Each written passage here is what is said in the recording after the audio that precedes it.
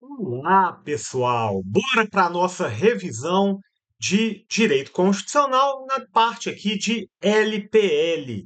Como vocês sabem, eu gosto de fazer essa revisãozinha com vocês, que eu acho importante, né, para aparar as arestas, para nivelar todo mundo. Mas como o semestre tá um pouco corrido, resolvi fazer essa revisãozinha por aqui, né, para que vocês possam se preparar para a nossa prova final. Gente, o estudo dirigido de LPL já está disponível lá no Drive para vocês. Coloquei 50 questões. Ô, coisa boa, né? Bom demais da conta. Mas vai dar tudo certo. É necessário, a matéria é grande, a matéria é importante e nós temos que fazer, né? Não tem muito o que discutir aqui, não. Bora lá então.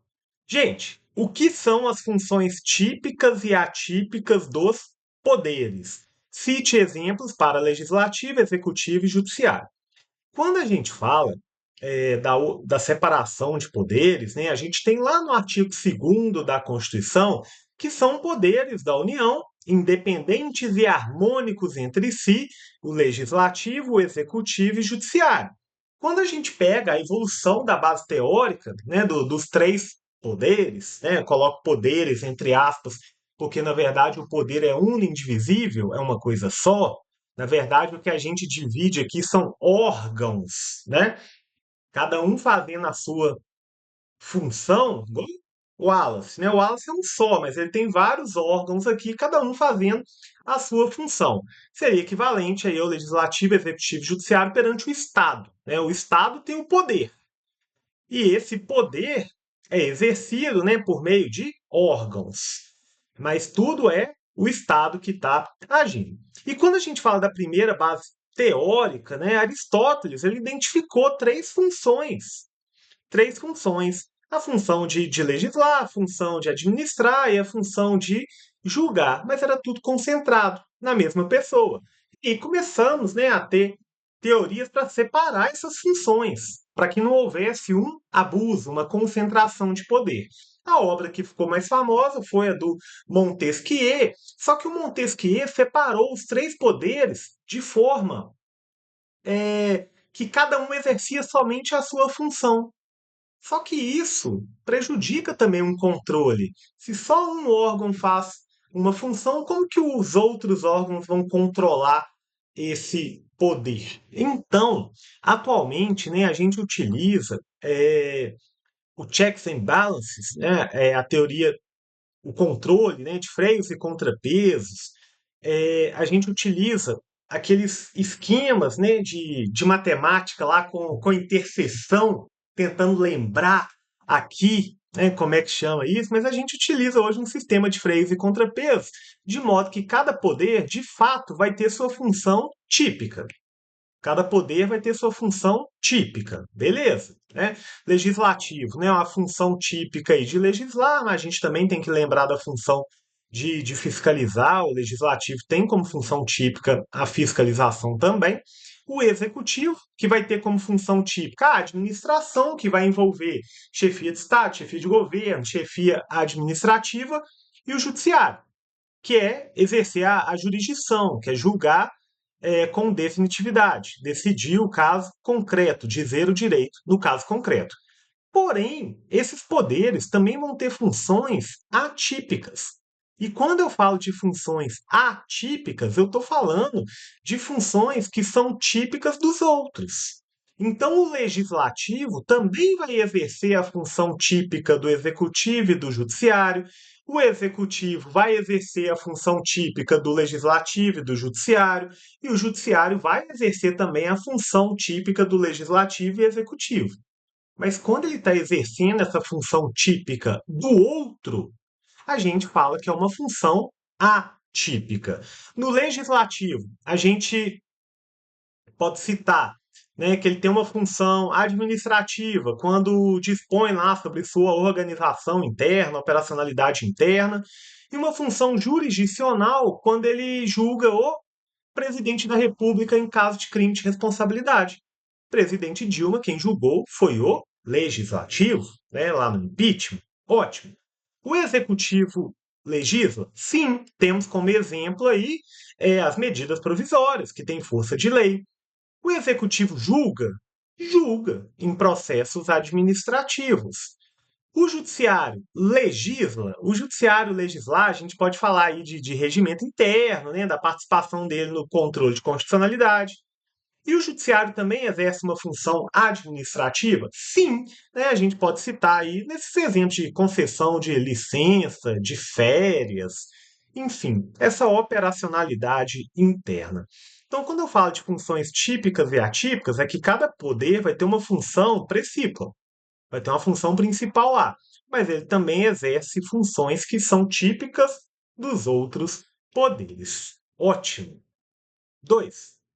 Com base nos artigos 45 e 46 da Constituição, faça uma tabela comparativa entre a Câmara dos Deputados e o Senado Federal. Essa questãozinha aí é boa, né, para a gente gravar. Então vamos lá. Iniciando aqui, número de parlamentares.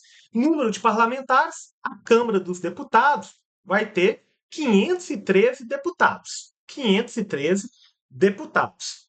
Quem que representam? Representam o povo. Os deputados federais, né, a Câmara dos Deputados, são 513 deputados eleitos para representarem o povo. Duração do mandato, contente statu, 4 anos. Deputado federal, 4 anos. Como que se dá a renovação da casa? 100%. De 4 em 4 anos, todos os cargos são eleitos. Ah, Wallace, mas eu conheço deputado que está lá há trocentos anos, mas de 4 em 4 anos ele tem que ganhar de novo. Como que a gente está aqui? Idade mínima, né? A idade mínima aí que a gente tem do deputado federal, 21 anos. 21 anos. Nacionalidade tem que ser brasileiro, nato ou naturalizado. A gente só faz a ressalva aí para o presidente da Câmara dos Deputados, que tem que ser brasileiro nato. Sistema eleitoral proporcional. E a suplência, gente, o suplente, ele não é eleito junto com o deputado, não, tá? Vai ser o mais votado lá na lista do partido que não foi eleito. Ótimo. Vamos então para o Senado Federal. Quando a gente fala de Senado Federal, a gente tem número de parlamentares, são 81 senadores. E por que são 81 senadores? Porque aqui, pessoal, eles vão representar as unidades federativas, vão representar os estados e o DF. Lá na Câmara dos Deputados, eu falei que eram representantes do povo. Como a população, né, o povo varia de estado para estado, também varia o número de representantes por estado. Mas lá no Senado, como a representação se dá, né, das unidades federativas, uma unidade federativa não é mais importante que a outra, né, em questão de hierarquia no direito, embora, né, a gente possa falar, um Estado economicamente tem mais participação, mas juridicamente aqui todas as unidades federativas têm a mesma hierarquia. São três por unidade federativa. Nós temos 26 estados mais do DF, 27, 27 por 3, 81. Representam então os estados e o DF, né, as unidades federativas. Duração do mandato. Senador tem o mandato de 8 anos. 8 anos. E como que se dá essa renovação? A renovação é de 4 em 4 anos. Só que se o mandato é de 8, numa eleição a gente vota em um e na outra eleição a gente vota em dois. Então a gente fala que a renovação é de 4 em 4 anos, alternadamente por 1 e 2 terços. Idade mínima, a idade mínima que é igual de presidente, 35 anos. Vamos ver aqui, né? Nacionalidade, mesma coisa, brasileiro, nato, naturalizado, exceto o presidente do Senado, que tem que ser brasileiro, nato. Sistema eleitoral, aqui é o majoritário simples, mais votado, tá, gente? O mais votado vai ganhar. Ou os dois mais votados, né? Se for quando a renovação é de 2 terços. E a suplência aqui é diferente. Porque quando a gente fala da suplência do Senado, dois suplentes são eleitos juntos. Dois suplentes são eleitos juntos com o senador. Então, aqui, né, é importante que vocês deem uma lida lá nos artigos 45 e 46. Todas essas informações que eu falei estarão aqui no 45 e no 46. Ótimo, né? 3. O que são sessões preparatórias? Sessões preparatórias, eu quero destacar aqui o artigo 53. Não, que 53? Artigo 57. 57, parágrafo 4º. O 57 vai tratar aqui do funcionamento do Congresso Nacional. Reunir-se-á anualmente na capital federal, de 2 de fevereiro a 17 de julho, de 1º de agosto a 22 de dezembro. E o parágrafo 4º, olha o que ele dispõe aqui sobre essas sessões preparatórias. Cada uma das casas reunir-se-á em sessões preparatórias a partir de 1º de fevereiro, no primeiro ano da legislatura, porque a posse vai ser dia 2 de fevereiro. Então, 1º de fevereiro se reúnem no primeiro ano da legislatura, que é o período de 4 anos que corresponde ao mandato do deputado federal, para a posse de seus membros e eleição das respectivas mesas, para mandato de 2 anos, vedada a recondução para o mesmo cargo na eleição imediatamente subsequente, se for na mesma legislatura, tá? Se for na mesma legislatura. Ótimo, mas não vou dar spoiler, né? Porque aqui na 4 nós vamos falar justamente dessa composição. Como é a composição das mesas diretoras das casas legislativas? Quando a gente fala dessa composição, olha só o parágrafo 5º. A mesa do Congresso Nacional será presidida pelo presidente do Senado Federal e os demais cargos serão exercidos alternadamente pelos ocupantes de cargos equivalentes na Câmara dos Deputados e no Senado. Essa parte, gente, eu recomendo vocês pegarem o roteiro de aula 2. O roteiro de aula 2 vai facilitar muito, porque lá eu fiz a tabelinha.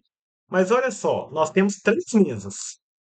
Temos a mesa do Senado Federal, eleita pelos próprios senadores, né? Aí vai ter o presidente, primeiro vice-presidente, segundo vice-presidente, primeiro secretário, segundo secretário, terceiro secretário e quarto secretário.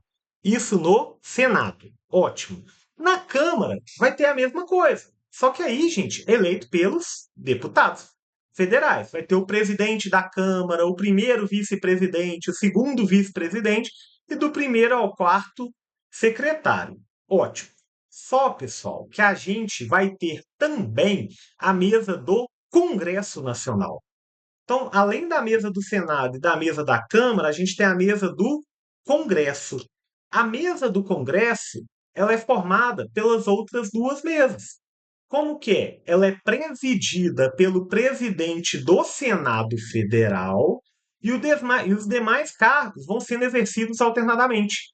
Então, se o presidente do Congresso vai ser o do Senado, o primeiro vice-presidente vai ser da Câmara, o segundo vice-presidente do Senado, o primeiro secretário da Câmara, o segundo secretário do Senado, o terceiro secretário da Câmara, o quarto secretário do Senado. Então, isso é muito importante, tá? E lembrar que o presidente do Congresso Nacional é o presidente do Senado Federal. Qual é o mandato? O mandato, né, para esses cargos aqui, a gente viu que é de 2 anos, 2 anos, e eu perguntei se é possível reeleição para o mesmo cargo. Gente, se for dentro da mesma legislatura, que é o período equivalente ao mandato, né, o mandato dos deputados federais, não é possível. Tá aqui, ó, vedada a recondução para o mesmo cargo na eleição imediatamente subsequente. Mas, se for em legislatura diferente, que a pessoa, né, tem que ser eleita de novo, ó os cachorros, tem que ser eleita de novo, aí a gente pode ter essa recondução, né? Ele vai poder ser eleito para o mesmo cargo, mas não pode ser dentro da mesma legislatura. 5. Sobre a CPI, responda. Quais os requisitos para a instauração de uma CPI? Aqui a gente tem que ir no 58, parágrafo terceiro, né? É o artigo aqui que vocês têm que decorar, tem que saber o 58, parágrafo terceiro. Mas, enfim, né? Vamos mencionar aqui os requisitos de forma mais esquematizada. O artigo vocês vão ler. Requisitos: um terço dos membros, tá? Um terço dos membros, não vai depender de autorização depois de aprovação de nada, não. Se um terço da Câmara requereu, um terço do Senado requereu, ou um terço dos dois, né, juntos, um terço da Câmara mais um terço do Senado para instaurar uma CPI mista, que a gente pode ter CPI da Câmara, pode ter CPI do Senado, pode ter CPI mista, vai ter que ter um terço aí dos membros. E ela tem que ser para apurar um fato determinado e tem que ter um prazo certo. Toda CPI é temporária, tá? Toda CPI é temporária. Tem que ter um prazo certo. E esse prazo tem que ser até o final da legislatura. Ai, há limites para sua atuação? Sim. A gente tem como limites aqui a cláusula de reserva de jurisdição, porque tem coisas que só juiz que pode ordenar. Interceptação telefônica, inviolabilidade de domicílio, prisão, salvo, né, em flagrante, porque em flagrante até a gente pode.